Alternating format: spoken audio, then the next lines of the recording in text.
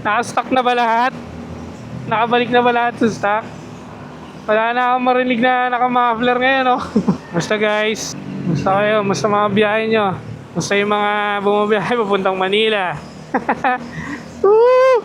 Naka-stock na ba lahat? Nakabalik na ba lahat sa stock? Wala na akong marinig na naka-muffler ngayon, no? Paano lahat ng mga LGU? Parang sumabay na sa hype eh. So pinagbawal na rin. May lumabas na mga pictures na meron na ring mga memorandum na bawal ang pipe, bawal ang modified pipe. Ngayon, pwede naman yung aftermarket. Ang problema lang dyan, yung mga nanguhuli, hindi nila ma-differentiate maigi yung aftermarket tsaka yung modified muffler. Yun nga, as I was saying, yung mga nanguhuli, hindi nila ma-differentiate yung modified sa aftermarket.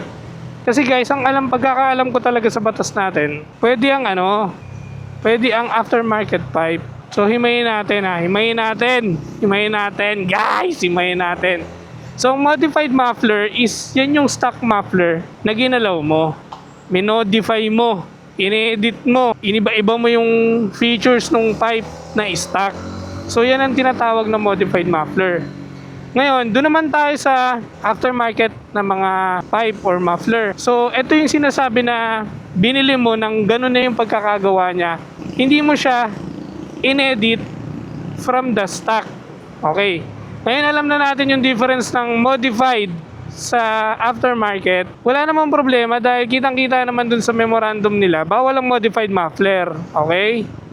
Okay na tayo dun. Ang nagiging problema lang is basta hindi stock yung itsura ng muffler, hinuhuli na nila. Hindi nila alam yung difference ng modified at aftermarket. Tapos, meron pang lumalabas ng mga video na yung pag-check ng decibel using decibel meter tsaka yung triangle na may 45 degrees is mali yung pagkakatirada. Doon talaga ako nawala ng gana.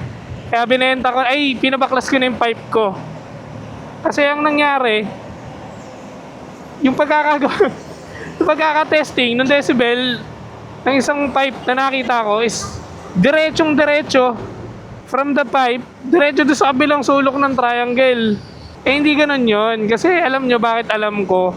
Kasi nung nagpakabit ako ng aftermarket pipe, which is VMAX 51 mm na elbow, kahit rehistrado yung motor ko, nagpunta pa rin ako sa ATSI. ATSI is, alam ko ano yan, parang tied up na LTO to provide ng mga emission or PMS, mga ganon. So pumunta ako doon, nagbayad ako extra payment just to make sure na yung pinakabit kong pipe is pasok sa standards ng LTO. So nung chinek natin sa LTO, ang standard na pag-check ng decibel meter ayon sa mga taga LTO mismo is 2,000 RPM to 2,500 RPM. Pero nung tinesting nila yung pipe ko, medyo tinaasan nila yung RPM para lang to make sure na pasado talaga. Or makita kung kumbaga legal, strict legal. So ang ginawa, 4,000 RPM nila ang pag-check dun sa aftermarket pipe natin. So naging results natin ng may silencer is 94 decibels. Okay. So kapag wala naman siyang silencer, 96 decibels. So tanggap ko na hindi pwede sa Marikina yung pipe na yon. Kaya hindi ako pumupunta doon. Kasi nga, merong city ordinance doon na I think 90 lang yung decibel passing grade nila. 90 decibels. Parang gano'n. Pero nagiging crazy lang itong lately na mga post is makita mong mali yung pag-check ng decibels ng pipe. Yung aftermarket, hinuhuli na lang basta. Yung decibel checker, nakadiretso, tutok na tutok, 90 degrees. 90 degrees. Isipin nyo yun. Siyempre, maingay talaga yung ang madedetect nung checker. Diretso ba naman eh. So yun yung mga nagiging problema lately. Kung bakit, nagpapalit na pabalik sa stock. Although, alam ko namang pasado ko, may papel din ako from ATSI. May screenshots ako, may pirma ni LTO. May pirma ni ATSI. Napasado ako sa decibel sound checking ayon sa standards. Pero ayoko na makipagtalo kasi kapag nakita ng mga ibang pulis may ibang mga enforcer na hindi stock pipe, nagkakaroon na kagad sila ng confusion. Hindi ko nila lahat, pero umiiwas na lang ako sa abala. So ang ginawa ko, nagpapalit na lang ako ng pipe muna na stock kaysa maabala pa sa kalsada. Mahirap na eh, di ba? Kukonfiscate nila yung pipe. May multa ka pa. Although tama ka, wala din yun. Maabala ka lang sa kalsada. Maabala ka sa trabaho mo, maabala yung araw mo. So, habang mainit-init pa guys, itong itong issue na to, tungkol dyan sa mga panguhuli. Mapa Manila man yan, Cavite, Angono, Antipolo. So yan yung mga yun yung mga pinagbawalan na alam ko. Sumunod na lang muna tayo kaysa maabala. Naiintindihan ko yung mga punto nyo na meron tayong reason kung bakit pwede yung mga aftermarket pipes natin. Pero parang nakikita ko kasi hindi worth it. Hindi worth it makipagtalo. Baka kasi magkainitan pa ng ulo. So mahirap na. Mamaya magkainitan pa kayo sa daan, di ba? Kakasagot-sagot natin, mapagtripan pa tayo. Birahin tayo, di ba? Yan yung mga So pag-isipan nyo maigi kung gusto nyo pa rin makipag-argue sa daan for now, lalo na mainit-init yung hulihan.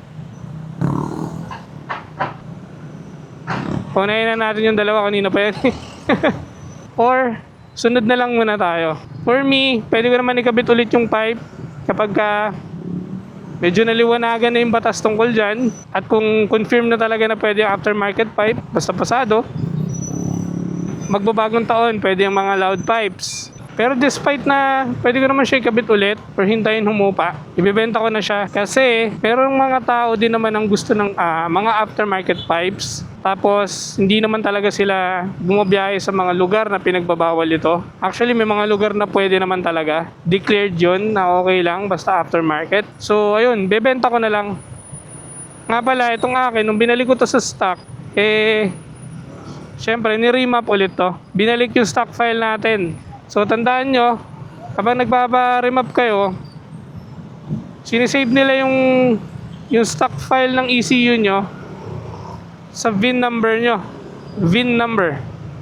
Vehicle Identification Number. So whenever na need i-restore yung stock file nyo, i-check lang nila yung VIN number ng motorcycle nyo, ibabangga nila sa database nila, then ilo-load nila yung stock file ng ECU nyo. Then palitan nyo na ng pipe, then ready to go. Yun nga lang, dahil naka-stock pipe na tayo ulit, ramdam natin yung pagkasungaw kumpara dun sa naka-performance pipe tayo. Well, ganun talaga, pero at least kahit saan ka man magpunta, saan man yung rides nyo, hindi kayo paparahin basta-basta, or street legal yung dala nyong motorsiklo. So yun lang guys, yun lang naman yung mga gusto kong linawin. Pwede naman tayong magstay sa mga aftermarket pipes natin, as long na willing kayo makipag-argue sa mga law enforcement. Tapos actually willing kayo i-take yung risk, kasi minsan kahit makipag-argue kayo, kahit may point kayo, it will end pa rin na sila ang masusunod. So ayun, kapag naisip nyo na hindi worth it, umalik na lang muna kayo sa stock. Wala namang mawawala, di ba? Wala namang mawawala guys. So ang problema na lang dyan is kung wala na yung mga stock nyo. So ayun, good luck guys, good luck sa daan, ingat kayo sa mga biyahe nyo, and see you sa mga next na videos. Ride safe, ride safe!